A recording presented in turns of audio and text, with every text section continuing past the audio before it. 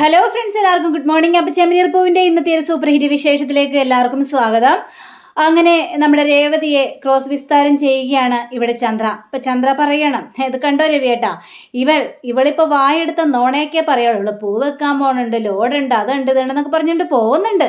എങ്ങോട്ടാണോ അവ എന്നൊക്കെയാണ് സംസാരിച്ച് കഴിഞ്ഞപ്പോഴേക്ക് അമ്മേ എന്ന് പറഞ്ഞുകൊണ്ട് ഒച്ചത്തിലൊരു വിളി. നീ കിടന്ന് ഒച്ചയൊന്നും എടുക്കേണ്ട ആവശ്യമൊന്നുമില്ല, നീ എവിടെ പോയാന്ന് പറയടി. അപ്പോൾ നമ്മുടെ രവിയും ചോദിക്കണം, മോളെ നീ എവിടെ പോയതാ, സച്ചി എവിടെ എന്നൊക്കെ ഇങ്ങനെ ചോദിച്ചു കഴിഞ്ഞപ്പോഴേക്കും ചന്ദ്ര പറയാണ്, എന്താടി നിനക്ക് പറയാനൊരു ബുദ്ധിമുട്ട്, സച്ചി എന്താ പോലീസ് സ്റ്റേഷനിലാണോ എന്ന് ചോദിക്കുമ്പോൾ രേവതി ആകെ ഒന്ന് ഞെട്ടി നിൽക്കുകയാണ്. എന്താ നിനക്ക് പറയാൻ ഇത്ര മടി, അവൻ പോലീസ് സ്റ്റേഷനിലാണല്ലേ, അവൻ എന്ത് തെറ്റാടി ചെയ്തത് എന്നൊക്കെ ഇങ്ങനെ ചോദിക്കുമ്പോൾ നമ്മുടെ ശ്രുതിയും ഒക്കെ ഇങ്ങനെ സംസാരിക്കണം. അവനല്ലെങ്കിൽ അതല്ലേ തൊഴിലുള്ളൂ, കുടിച്ചില്ലേക്ക് കെട്ട് എവിടെയെങ്കിലും കിടന്ന് അവനെ പോലീസ് പിടിച്ചിട്ട് പോയിട്ടുണ്ടാവും, ഇതായിരിക്കും സംഭവിച്ചിട്ടുണ്ടാവുക, അല്ലാതെ വേറൊന്നും ആയിരിക്കില്ല. ഇല്ല, സച്ചേട്ടൻ കുടിച്ചിട്ടുമില്ല, അങ്ങനെ ലഹള ഉണ്ടാക്കിയിട്ടുമില്ല, പിന്നെ എന്തിനാടി വെറുതെ ഇരിക്കുന്ന ഒരാളെ പിടിച്ച് പോലീസ് സ്റ്റേഷനിൽ കൊണ്ടിടാനായിട്ട് നടക്കുന്നത്, ഭ്രാന്താണോ എന്നൊക്കെ ഇങ്ങനെ ചന്ദ്ര ചോദിക്കാം. അപ്പോൾ രവിയാണെങ്കിലും മോളെ എന്താ ഉണ്ടായത്, സത്യം തുറന്ന് പറ. അപ്പോൾ രേവതിക്ക് പറയാനൊരു മടി. അപ്പോൾ അവളുടെ കെട്ടിയോൻ പോലീസ് സ്റ്റേഷനിൽ തന്നെയാ, ഞാൻ എങ്ങനെ അറിഞ്ഞെന്നല്ലേ എന്നോട് പറഞ്ഞതേ. വർഷയുടെ അമ്മയാ, വർഷയുടെ അമ്മ ഇവിടെ വന്നിട്ടുണ്ടായിരുന്നു. ഇത് കേട്ട വർഷ ആകെ ഞെട്ടാ.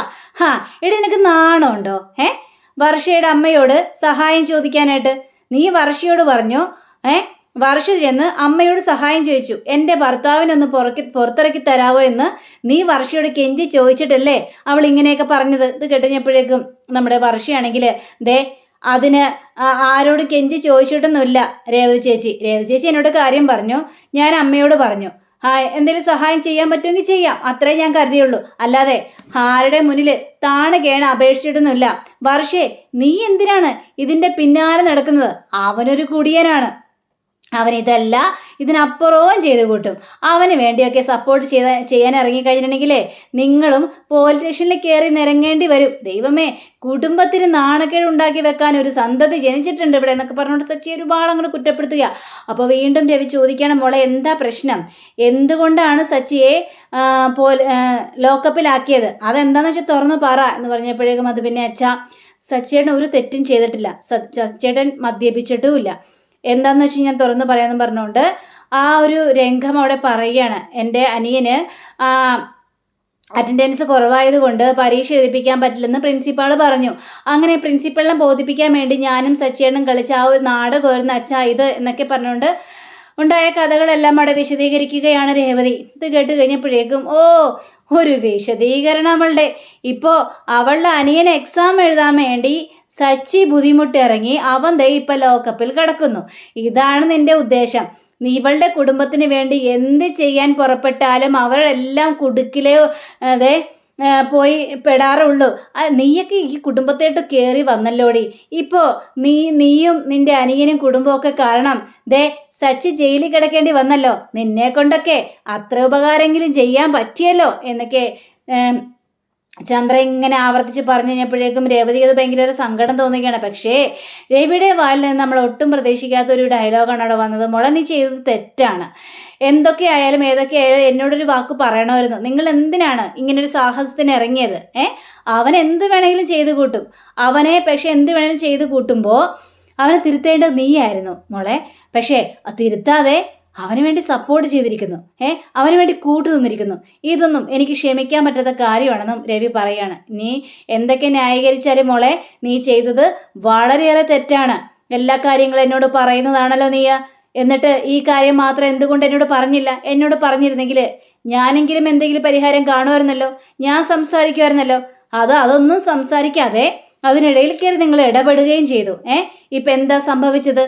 സച്ചി ലോക്കപ്പിലായില്ലേ, നീ ചെയ്തതിനോട് എനിക്ക് ന്യായീകരിക്കാൻ പറ്റില്ല എന്ന് രേവതിയോട് പറയുക. അങ്ങനെ രേവതിയുടെ മുന്നിൽ പോയി നിന്നിട്ട് അവൻ വല്ലതും കഴിച്ചിട്ടുണ്ടാവോ മോളെ എന്ന് ചോദിച്ചുകൊണ്ട് രവി അവിടെ നിന്ന് പോവാണ്. അപ്പോൾ രവി അവിടെ നിന്ന് പോയി കഴിഞ്ഞപ്പോഴേക്ക് ചന്ദ്രയ്ക്കൊക്കെ ഭയങ്കര സന്തോഷം.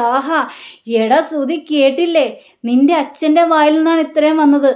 ആദ്യമായിട്ടാണ് ഇവള് ചെയ്തത് തെറ്റാണെന്ന് അദ്ദേഹം ചൂണ്ടിക്കാണിക്കുന്നത്. എനിക്ക് തൃപ്തിയായി. ഇപ്പം ഇവളുടെ യഥാർത്ഥ സ്വഭാവം എന്താണെന്ന് രവിയേട്ടനും മനസ്സിലായല്ലോ. അതാണ് എനിക്ക് വളരെയേറെ സന്തോഷം തരുന്ന കാര്യം എന്നൊക്കെ പറഞ്ഞപ്പോഴേക്കും രേവതി ഒന്നും മിണ്ടാൻ നിൽക്കുക. കാരണം താൻ ചെയ്ത് തെറ്റാണെന്ന് രേവതിക്ക് മനസ്സിലായി. അങ്ങനെ ചന്ദ്ര പറയണം, നിൻ്റെയൊക്കെ വീരവാദം എന്തായിരുന്നു? മോള് റൂം കെട്ടും, റൂമിന് വേണ്ടി പൈസ ഉണ്ടാക്കാൻ പോകുന്നു, അയ്യോ പരക്കമായി നടക്കുന്നു, ഭയങ്കര വീരവാദമായിരുന്നില്ലേ? ഇപ്പതേ അവൻ ലോക്കപ്പിലും കിടക്കുന്നു, നിനക്ക് സമാധാനമായില്ലേ? ഏതായാലും എനിക്ക് സന്തോഷമായി എന്ന് പറഞ്ഞുകൊണ്ട് ചന്ദ്ര പോവാണ്. അങ്ങനെ കുറച്ച് പിറ്റേ ദിവസം രാവിലെ ആയി കഴിഞ്ഞപ്പോഴേക്കും നമ്മുടെ രേവതിയാണെങ്കിൽ നേരെ സ്റ്റേഷനിലേക്ക് ചെല്ലുകയാണ്. അപ്പോൾ ശരത്തും അതേപോലെ തന്നെ ശരത്തിൻ്റെ പെങ്ങളും കൂടി അവിടെ നിൽക്കുന്നുണ്ടായിരുന്നു. രേവതി ചേച്ചി വന്നു എന്ന് പറയുകയാണ് നമ്മുടെ ദേവു. ചേച്ചി കയറി വായിച്ച് എന്തായി കാര്യങ്ങളെല്ലാം, ചേച്ചി എന്തെങ്കിലും ആയോ? ഇല്ല, പുറത്തിറക്കാനുള്ള ആരെയൊന്നും കിട്ടിയൊന്നുമില്ല, പക്ഷേ നമുക്ക് എന്തെങ്കിലും വഴി നോക്കണമല്ലോ ചേച്ചി, എങ്കിൽ പിന്നെ നമുക്ക് വക്കീൽ എന്തെങ്കിലും ഏർപ്പാട് ചെയ്താലോ ചേച്ചി എന്നൊക്കെ പറയുന്നത്. ഞാനൊന്നും അത് സംസാരിക്കട്ടെ, ആ മേഡം വന്നിട്ടുണ്ടോ? ആ മേഡം വന്നിട്ടുണ്ട്, എങ്കിൽ വാ നമുക്ക് മേഡത്തിനോട് സംസാരിക്കാമെന്ന് പറഞ്ഞുകൊണ്ട് ഇവർ മൂന്നുപേരും കൂടി നേരെ മേഡത്തിൻ്റെ മുന്നിലേക്ക് ചെല്ലുക. പേടിച്ച് വരച്ചാണ് മേഡത്തിൻ്റെ മുന്നിലേക്ക് ചെല്ലുന്നത്. ആരാ എന്ത് വേണമെന്നൊക്കെ ചോദിച്ചു കഴിഞ്ഞപ്പോഴേക്കും ഞാൻ ലോക്കപ്പിൽ കിടക്കുന്ന സച്ചിയുടെ ഭാര്യയാണെന്ന് പറയുകയാണ്. ഓ അത് ശരി, നിങ്ങളാണ് സച്ചിയുടെ ഭാര്യയല്ലേ? മാഡം, സച്ചിയേട്ടൻ ഒരു തെറ്റും ചെയ്തിട്ടില്ല മാഡം, സച്ചിയേട്ടൻ കുടിച്ചിട്ടില്ല മാഡം, കുടിക്കുന്ന പോലെ അഭിനയിച്ചാണ് മാഡം. ഓ നിങ്ങൾ നാടകം കളിച്ചതാണ്, കഥകളെല്ലാം ഞാൻ അറിഞ്ഞു. പക്ഷേ നിങ്ങൾ ചെയ്തത് ശരിയാണെന്ന് നിങ്ങൾക്ക് തോന്നുന്നുണ്ടോ? ഇല്ല മാഡം, ഞങ്ങൾ ചെയ്തത് തെറ്റ് തന്നെയാണ്. ഏതോ ഒരു ചെറുപ്പക്കാരൻ്റെ പരീക്ഷ എഴുതിക്കാൻ വേണ്ടി നിങ്ങൾ ചെയ്ത നാടകം അല്ലേ? മാഡം, അത് പിന്നെ എൻ്റെ അനിയന് വേണ്ടിയാണ്. അപ്പം ശരത്ത് പറയാണ്, ഇതെൻ്റെ ചേച്ചിയാണ്, എനിക്ക് വേണ്ടിയാണ് ഇവരിങ്ങനെ എല്ലാം ചെയ്ത് കൂട്ടിയത്. എനിക്ക് അറ്റൻഡൻസ് കുറവായതുകൊണ്ട് പ്രിൻസിപ്പാൾ എന്നെ എക്സാം എഴുതിപ്പിക്കില്ല എന്ന് പറഞ്ഞു. ഭയങ്കര പിടിവാശിക്കാരനാണ്. പക്ഷേ ആ പ്രിൻസിപ്പാൾ സാറിൻ്റെ മനസ്സൊന്ന് മാറ്റാൻ വേണ്ടിയാണ് എൻ്റെ ചേച്ചിയും ചേട്ടനൊക്കെ ഇങ്ങനൊരു കളി കളിച്ചത്. അല്ലാതെ എൻ്റെ ചേട്ടന് ഒരു തെറ്റും ചെയ്തിട്ടില്ല മാഡം എന്നൊക്കെ ശരത്തും പറയുകയാണ്. നിങ്ങൾ ചെയ്തതേ ഭയങ്കര ഒരു കബളിപ്പിക്കലാണ്. നിങ്ങൾ ആ പ്രിൻസിപ്പാളെ തന്നെ പറ്റിച്ചില്ലേ? അയ്യോ മാഡം, ഞങ്ങൾ അങ്ങനെയൊന്നും ഉദ്ദേശിച്ചിട്ടല്ല മാഡം, ഞങ്ങൾ പറ്റിച്ചതല്ല മാഡം, വേറൊരു നിവൃത്തിയില്ലാത്തത് കൊണ്ടാണ്. ഇവനാണ് ഞങ്ങളുടെ നെടുന്തൂണ്, കുടുംബത്തിന് ഇവനാണ് ഒരു ആൺതുണയായിട്ടുള്ളത്. അതുകൊണ്ട് ഇവന് നല്ല നിലയിലേക്ക് പഠിക്കണം, നല്ല രീതിയിൽ ജീവിക്കണം എന്നൊക്കെ ഞങ്ങൾക്ക് ആഗ്രഹം ഉണ്ടായിരുന്നു മാഡം. അതുകൊണ്ട് ഇങ്ങനെ ഒരു പ്രവൃത്തി ദയവ് ചെയ്ത് മാഡം സച്ചിയേട്ടനെ പുറത്തിറക്കണം എന്നൊക്കെ പറഞ്ഞപ്പോഴേക്കും മനസ്സിലായി, നിങ്ങളുടെ ആ ഒരു സത്യസന്ധത എനിക്ക് മനസ്സിലായി. അതുകൊണ്ട് തന്നെ ആ സച്ചിയെ പുറത്തിറക്കിക്കൊണ്ട് വാടോ എന്നിങ്ങനെ ആ മാഡം പറയുക. അങ്ങനെ സച്ചിയുടെ അടുത്ത് ചെന്നിട്ട്, എടോ സച്ചി, തന്നെ പുറത്തിറക്കി. സത്യമാണ് സാറേ, എന്നെ പുറത്തിറക്കിയോ? തന്നെ വിളിക്കുന്നുണ്ട് മാഡം. അങ്ങനെ സച്ചി നേരെ മാഡത്തിൻ്റെ റൂമിലേക്ക് കയറി. സച്ചിയും പേടിച്ചാണ് അങ്ങോട്ട് കയറി ചെല്ലുന്നത്. എടോ എന്തൊക്കെയാണോ കേൾക്കുന്നത്? താൻ എന്തിനാണ് ഇങ്ങനത്തെ ഒരു സാഹസത്തിന് വേണ്ടി ഇറങ്ങിയത്? അത് പിന്നെ മാഡം, ഞാൻ ഇവന് വേണ്ടിയാണ് മാഡം അങ്ങനെയൊക്കെ ചെയ്തത്. പക്ഷേ ഇങ്ങനെയൊക്കെ ആവുമെന്ന് ഒരിക്കലും പ്രതീക്ഷിച്ചില്ല. ചുമ്മാ ഒരു നാടകം കളിക്കണമെന്ന് മാത്രമേ ചിന്തിച്ചുള്ളൂ മാഡം. ഞങ്ങൾ ആരെയും പറ്റിക്കാനൊന്നും നോക്കിയിട്ടില്ല. ഇനി മേലറ്റത്തിലുള്ള പ്രവൃത്തികളൊന്നും ചെയ്യരുതില്ല മാഡം, ഒരിക്കലും ഇല്ല മാഡം, ഞങ്ങൾ ചെയ്യില്ല, വെറുതെ ഒന്ന് വിട്ടാൽ മതി മാഡം എന്ന് പറയാം. അങ്ങനെ ഇവരെ വെറുതെ വിടുകയാണ്. അപ്പോൾ എല്ലാവർക്കും സന്തോഷം തോന്നുകയാണ്. അപ്പോൾ നമ്മുടെ ദേവു ആണെങ്കിൽ, സച്ചിയേട്ടാ എനിക്ക് ഭയങ്കര സന്തോഷമായിട്ടോ. എന്ത്? ഞാൻ ലോക്കപ്പിൽ കിടന്ന് കൊതുകടിയും കൊണ്ട് ഉറക്കില്ലാതിരുന്നതിനാണ് നിനക്ക് സന്തോഷം? അയ്യോ സച്ചിയേട്ടാ, അതല്ല, സച്ചിയേട്ടനെ ഇപ്പോൾ പുറത്തിറങ്ങാൻ സാധിച്ചല്ലോ, അതിനെനിക്ക് ഭയങ്കര ഒരു സന്തോഷമുണ്ടെന്ന്. സാരമില്ലെന്നേ, എല്ലാം ഇവന് വേണ്ടിയല്ലേ, ഇവൻ്റെ നല്ല രീതിക്ക് വേണ്ടി. ഇവനിപ്പോൾ എക്സാം എഴുതാൻ പറ്റുമല്ലോ, അത് തന്നെ വളരെയേറെ സന്തോഷമായി. അപ്പോൾ നമ്മുടെ ശരത്ത് കരയുകയാണ്. സച്ചിയേട്ടാ, നിങ്ങൾ ഞാൻ ഒരുപാട് തെറ്റിദ്ധരിച്ചിട്ടുണ്ട്, എന്നെ ഒരുപാട് പ്രാവശ്യം നിങ്ങൾ ഉപദേശിച്ചിട്ടുണ്ട്. പക്ഷേ സച്ചിയേട്ടാ, നിങ്ങളുടെ വാക്കൊന്നും ഞാൻ കേട്ടില്ല. നിങ്ങളുടെ വാക്കെല്ലാം ധിക്കരിച്ചുകൊണ്ട് ഒരുപാട് കയർത്തെല്ലാം സംസാരിച്ചിട്ടുണ്ട്. ഇപ്പോൾ ദേ എൻ്റെ രക്ഷക്കായിട്ട് നിങ്ങൾ വന്നു. എനിക്ക് എക്സാം എഴുതാൻ വേണ്ടി എന്തെല്ലാം നാടകങ്ങൾ കളിച്ചു. ഇപ്പോൾ ദേ എനിക്ക് വേണ്ടി ലോക്കപ്പിൽ വരെ കിടക്കേണ്ടി വന്നു. ഇതിനെല്ലാത്തിനും എന്നോട് ക്ഷമിക്കണം സച്ചിയേട്ടാ, നിങ്ങളെ വേദനിപ്പിച്ചതിന് എന്നോട് ക്ഷമിക്കണം എന്ന് പറഞ്ഞുകൊണ്ട് സച്ചിയുടെ കാൽക്കൽ വീഴുകയാണ് നമ്മുടെ ശരത്ത്. അപ്പോൾ കാൽക്കൽ വീഴുന്നുണ്ട് കഴിഞ്ഞപ്പോഴേക്കും രേവതിക്കും ഭയങ്കര സന്തോഷം തോന്നുകയാണ്. അപ്പോൾ സച്ചി പറയണേ, എടാ നീ നന്നാകാൻ വേണ്ടിയല്ലേ ഞാൻ അങ്ങനെയൊക്കെ പറഞ്ഞത്. നീ നല്ല രീതിയിലായി കുടുംബത്തിന് ഒരു നെടുന്തൂണാവണം, അതിനു വേണ്ടിയാണ് ഞാൻ അങ്ങനെയൊക്കെ സംസാരിച്ചത്. അല്ലടാ, എനിക്ക് നിന്നോട് ഒരു ദേഷ്യമില്ലടാ. എൻ്റെ അച്ഛമ്മയും എൻ്റെ അച്ഛനൊക്കെ എന്നോട് പറഞ്ഞിട്ടുണ്ട്, രേവതിയുടെ കുടുംബം എന്ന് പറയുന്നത് അത് നിൻ്റെ കുടുംബം തന്നെയാണെന്ന്. നിങ്ങളെ ആരെയും ഞാൻ വേർതിരിച്ച് കണ്ടിട്ടില്ല, എൻ്റെ കുടുംബം പോലെ തന്നെയാണ് നിങ്ങളെയും ഞാൻ കണ്ടിട്ടുള്ളത്. അപ്പം നിങ്ങൾക്കൊരു ആപത്ത് പറ്റിയെന്ന് അറിയുമ്പോൾ ഞാൻ നിങ്ങളുടെ കൂടെ തന്നെ നിൽക്കണ്ടേ? അത്രയും മാത്രം ചെയ്തുള്ളടാ ശരത്തെ. സച്ചിയേട്ടാ, ശരിക്കും എനിക്ക് സങ്കടം വരുന്നു സച്ചിയേട്ടാ എന്നും പറഞ്ഞുകൊണ്ട് സച്ചിയും അതേപോലെ തന്നെ ശരത്തും കൂടി കെട്ടിപ്പിടിച്ച് ആ ഒരു സ്നേഹപ്രകടനങ്ങളെല്ലാം അവിടെ നടത്തുകയാണ്. അങ്ങനെ ഇനി ഇവിടെ കിടന്ന് ചുറ്റിത്തിരിയാതെ പെട്ടെന്ന് പോകാൻ നോക്ക്, ഇനി എന്നും ക്ലാസ്സിൽ പോയിക്കൊള്ളണം കേട്ടോ എന്ന് പറഞ്ഞുകൊണ്ട് അവർ പറഞ്ഞു വിടുകയാണ്. അപ്പോൾ നമ്മുടെ രേവതിയാണെങ്കിൽ, സച്ചിയേട്ടൻ ഉറങ്ങിയില്ലേ? പിന്നെ ഞാൻ നല്ല സുഖമായിട്ട് ഉറങ്ങി. സുഖമായിട്ട് ഉറങ്ങിയെന്നോ? ആ, ശരത്തിന് ഏതായാലും അഡ്മിഷൻ കിട്ടും, പരീക്ഷ എഴുതാൻ കഴിയും എന്നൊക്കെ ആലോചിച്ചപ്പോൾ എനിക്ക് സുഖമായിട്ട് ഉറങ്ങാനായിട്ട് കഴിഞ്ഞു. പിന്നെ ഈ ലോക്കപ്പിൽ കിടക്കുന്നത് എനിക്ക് പുത്തരിയൊന്നും അല്ലല്ലോ രേവതി. എന്തിന്, നമ്മുടെ മഹാത്മാഗാന്ധി വരെ ലോക്കപ്പിൽ കിടന്നിട്ടില്ലേ? ആ, ബെസ്റ്റ്, കൊള്ളാം സച്ചിയേട്ടാ, നല്ല ഡയലോഗാ. ഈ ഡയലോഗേ വീട്ടിലൊരാൾ കാത്തിരിക്കുന്നുണ്ട്. അച്ഛൻ്റെ മുന്നിലും പറഞ്ഞോളാം. അയ്യോ, അച്ഛൻ്റെ കാര്യം ആലോചിക്കുമ്പോഴാണ് രേവതി എനിക്ക് പേടി എന്ന് പറഞ്ഞുകൊണ്ട് ഇവർ അവിടുന്ന് പോവുകയാണ്. അപ്പോൾ നമ്മുടെ ചന്ദ്രയെ കാണിക്കുകയാണ്. ചന്ദ്ര അവിടെ എല്ലാം ചെടികളല്ലെങ്കിൽ നനയ്ക്കുക. ആ സമയത്താണ് സച്ചിയും രേവതിയും കൂടി വരുന്നത്. അപ്പോൾ ഇവരെ കണ്ടു കഴിഞ്ഞപ്പോഴേക്കും ഇങ്ങനെ നോക്കി നിൽക്കുകയാണ്. എന്താടാ, ലോക്കപ്പിൽ കിടന്ന് നിനക്ക് മതി തീർന്നിട്ടാണോ നീ വരുന്നത്? അല്ല, എന്താ ലോക്കപ്പിലും പോയി പൂക്കച്ചവടമൊക്കെ നടത്തിയോ എന്നൊക്കെ ചന്ദ്ര ഒരു കളിയാക്കുന്ന രീതിയിൽ സംസാരിക്കാം. അപ്പോൾ നമ്മുടെ സച്ചി അതിൽ കൂടുതലൊന്നും വർത്താനൊന്നും പറയാനായിട്ട് പോയില്ല. അപ്പോഴാണോ ദാ വരുന്നു രവിയെ കഴിഞ്ഞപ്പോഴേക്കും ദേ അച്ഛൻ വരുന്നു. രേവതി എന്ത് പറയണമെന്ന് അറിയാൻ പാടില്ല.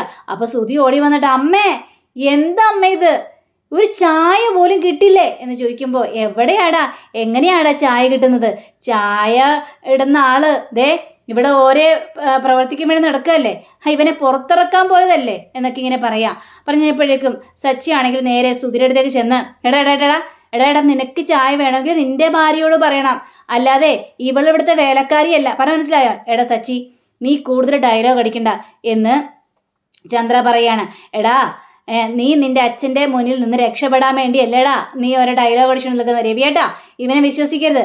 രവിയേട്ടനിൽ നിന്ന് എസ്കേപ്പ് ആവുകയാണ് ഇവൻ ചെയ്ത തെറ്റുകളെല്ലാം ഇവൻ മറച്ചു വെക്കുകയാണ് രവിയേട്ടാ എന്നൊക്കെ പറയുമ്പോൾ രവി ഒന്നും മിണ്ട നിൽക്കുകയാണ്. അപ്പോൾ രവിയുടെ അടുത്തേക്ക് നമ്മുടെ സച്ചി ചെന്നിട്ട്, അച്ഛാ, ഞാൻ ചെയ്തു തെറ്റ് തന്നെയാണ്, പക്ഷെ ആ ഒരു സാഹചര്യത്തിൽ എനിക്കങ്ങനെ ചെയ്യേണ്ടി വന്നു അച്ഛാ, പക്ഷെ ഇതെല്ലാം ഇങ്ങനെയെല്ലാം ആവുമെന്ന് ഞാൻ ഒരിക്കലും പ്രതീക്ഷിച്ചില്ല അച്ഛാ എന്നൊക്കെ പറയുമ്പോൾ നമ്മുടെ സുധിയാണെങ്കിൽ, ഇവനെ ഓരോ തെറ്റുകളെല്ലാം ചെയ്യും, എന്നിട്ട് ലോക്കപ്പിലും കിടക്കും, കുടുംബത്തിന് നാണക്കേടുണ്ടാക്കി വെക്കാൻ എന്നൊക്കെ പറഞ്ഞു കഴിഞ്ഞപ്പോഴേക്കും, എടാ കൂടുതൽ എന്നെ കൊണ്ട് പറയിപ്പിക്കില്ലേ.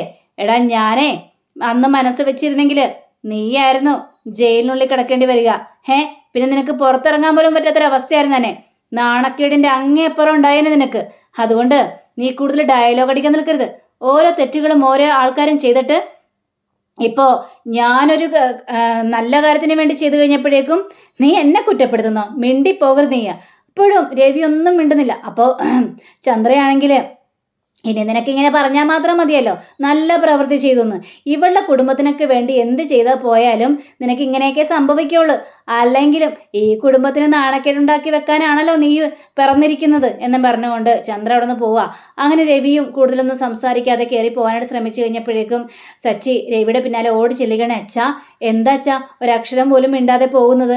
അച്ഛാ, എന്നോട് ദേഷ്യമാണ് അച്ഛാ എന്ന് ചോദിക്കുമ്പോൾ അങ്ങനെയും കാണിച്ചുകൊണ്ടാണ് നമ്മുടെ ഇന്നത്തെ റിവ്യൂ ഇവിടെ അവസാനിച്ചിരിക്കുന്നത്. അടുത്ത റിവ്യൂവിനെ കാത്തിരിക്കുക, സബ്സ്ക്രൈബ് ചെയ്യുക. എല്ലാവർക്കും നല്ലൊരു ദിനം ആശംസിക്കുന്നു. നമസ്കാരം. Thank you. See you. By.